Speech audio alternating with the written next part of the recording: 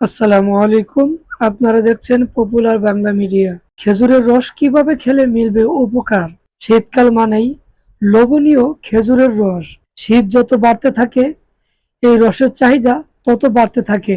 তবে শুধু খেতেই ভালো নয়, খেজুরের রস খুব উপকারীও। এতে প্রচুর পরিমাণে এনার্জি রয়েছে।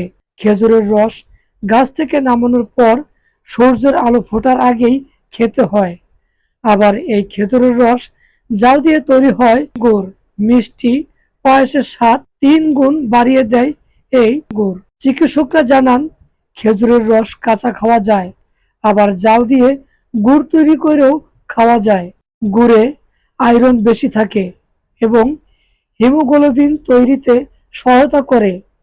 যারা শারীরিক দুর্বলতায় ভোগেন, কাজকর্মে জোর পান না, খেজুরের রস তাদের জন্য দারুণ উপকারী। আখের গুঁড়োর থেকেও বেশি মিষ্টি খেজুরের গুড়, সেই সঙ্গে পুষ্টিকর এবং সুস্বাদুও। খেজুরের গুড়ে প্রোটিন, ফ্যাট ও মিনারেল রয়েছে।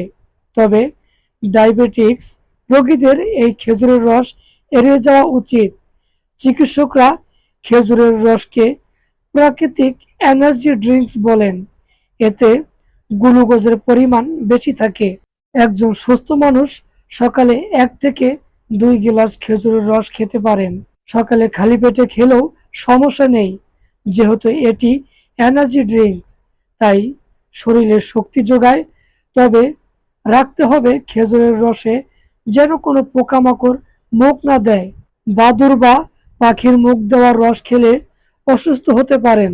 খেজুরের রস যেহেতু খোলা অবস্থায় গাছ থেকে সংগ্রহ করা হয়, তাই এতে জীবাণু থাকতে পারে।